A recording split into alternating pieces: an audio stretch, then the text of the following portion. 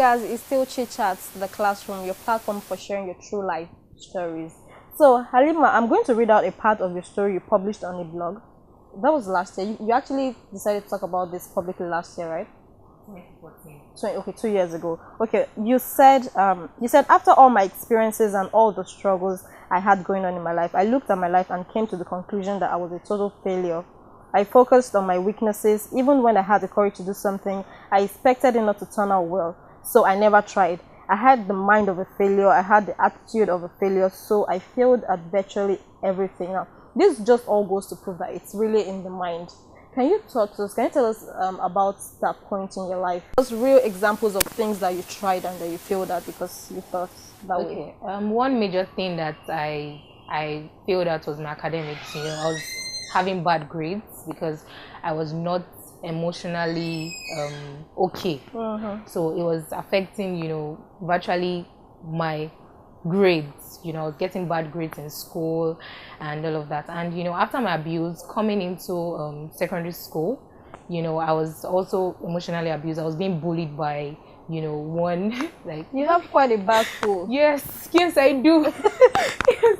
So coming from sexual abuse and then coming into secondary school, there was just my first day in school was it was a mess. There was just this woman that was always on my case, and she bullied me all through, like from GS1 to GS3, like unnecessarily.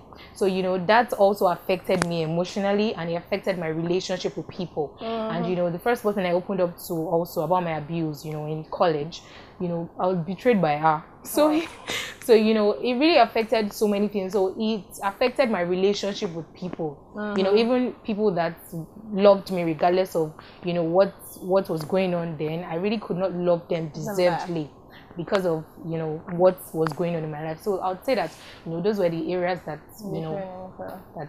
Okay, and then you went ahead to share how you began to forgive yourself and you began to love yourself and you stopped worried and you started healing. Again, I'm going to read that part out because I think this is her testimony actually. Now, you said, I found comfort in God's love and peace, and I was consoled by His promises for my life. I started by forgiving myself, and all my life since my healing, I had made myself pay for someone else's mistakes, and that's the truth, and that's what a lot of people still do. Okay, and you said, I realized that true forgiveness comes from within, the ability to forgive myself enough and embrace my scars and fears. I couldn't change a thing about what happened, so I stopped worrying about it. I stopped seeing myself as the victim, but as the message. I have not the slightest idea why those things happened, but know it is part of God's plan for my life, and I am thankful He chose me to fight this fight. I found myself, I strongly believed in myself and everything I stood for. I started focusing on my strengths, and gradually my life began to take a new turn. I set realistic goals for myself, discovered my purpose, and followed my most intense obsessions mercilessly. I love that. Thank you. I love that. Now, your healing came with so much power and so much energy. Now, one could almost feel like you shared that point in life with you. How did it start? Did you just wake up and you just told yourself, okay, you know what? I'm going to let this go. How did you get to that point? Okay, honestly, in the past, there was a lot of chaos going on in my life. I remember nights I would cry myself to sleep, and I would pray to God and hope that the pain will be gone by morning. And then I would wake up in the morning and the pain it would even be deeper, And, one day I just woke up and all the pain was gone. Honestly, I woke up with so much strength, so much power, That day was, the turning point for me. I woke up with a voice, I felt something different, and the only explanation for that is just the grace of God. I believe that it is only God that would have done that. Everything just changed that morning. I just woke up and then I felt absolutely nothing. But before then, you had been wishing that you would wake up and forget this, and it didn't happen up until that point. Yes, up until that point. And the only explanation is the grace of God, and I'm thankful. That's to very Him. good. That's Thank very you. good. So, have you met these guys again? Any of these guys? I mean, family and friends. You should have seen them. Because what I'm asking, this thing is a bit tricky. You might think that you've forgiven someone until you meet them or you come across something that reminds you of them, and you would not believe the level of ratchet in you. So have you met these guys, and what was your reaction like? First, I would just like to say that forgiveness is it's more importantly about you. It's a gift that you give to yourself. It's not really about, you know, the person The other person. that, you know, caused the pain. Yes, you have to forgive your abusers, because the Bible says we should forgive those that, you know, offend us. So you owe it to God and to yourself to forgive them.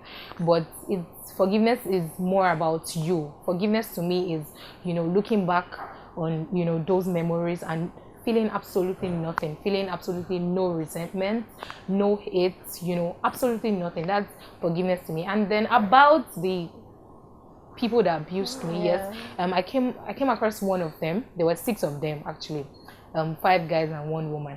And then I came across one who was my cousin, my distant cousin. Like after a while, after a very long while, you know, he had read my story, and then, you know, when he walked into my sitting room, you know, I saw the guilt. You know, I saw not guilt, I beg your pardon, you know, I saw the remorse in his eyes.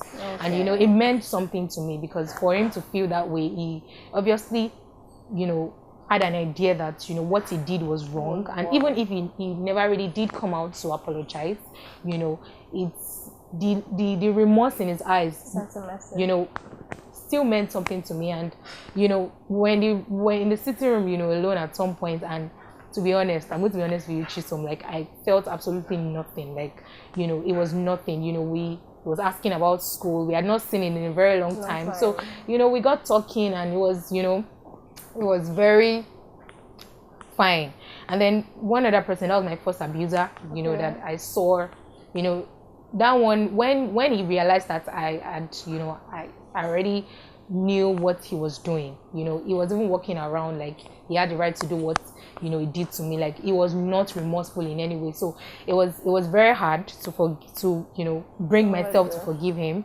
That was before I met Christ. But, you know, now I'm forgiving him. So in the course of all this, that was when you met Christ? Yeah. That was, you know, when, you know, I met Christ. Yeah. Okay, that's good. So how do you feel about your life at this point?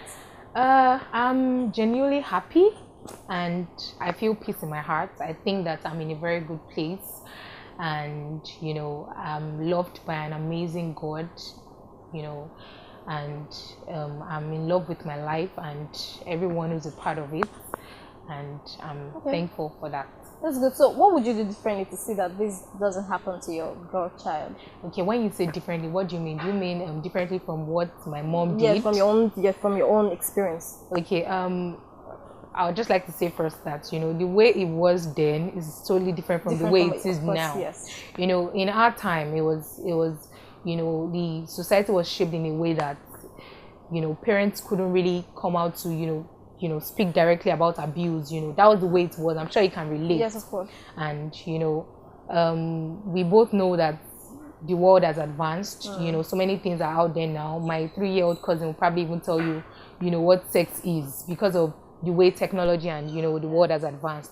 So what I think that I would do differently is, you know, pray for my child. I believe that, you know, the word of God says that it is not of he who willeth or he who runneth, but of God who showeth mercy. So, you know, I would, you know, pray for my child. That's very important. I would pray for my child. And then, you know, I would bring that to the realization of, you know, bring that to the knowledge of reproductive organs. I would, you know, educate her more about her, you know, genitals, and, you know, I would, you know, get her sex education.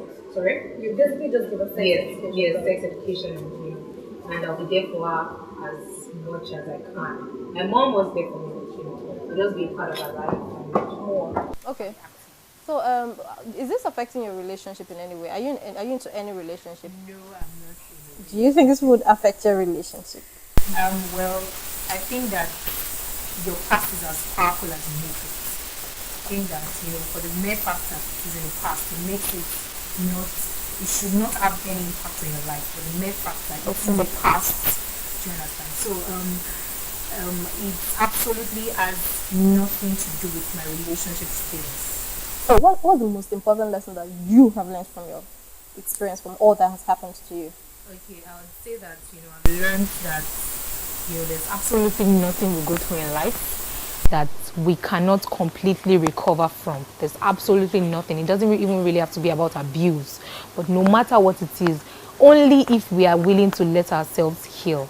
So, I would say that that's the most important lesson I've learned in life, that we can overcome anything, absolutely anything.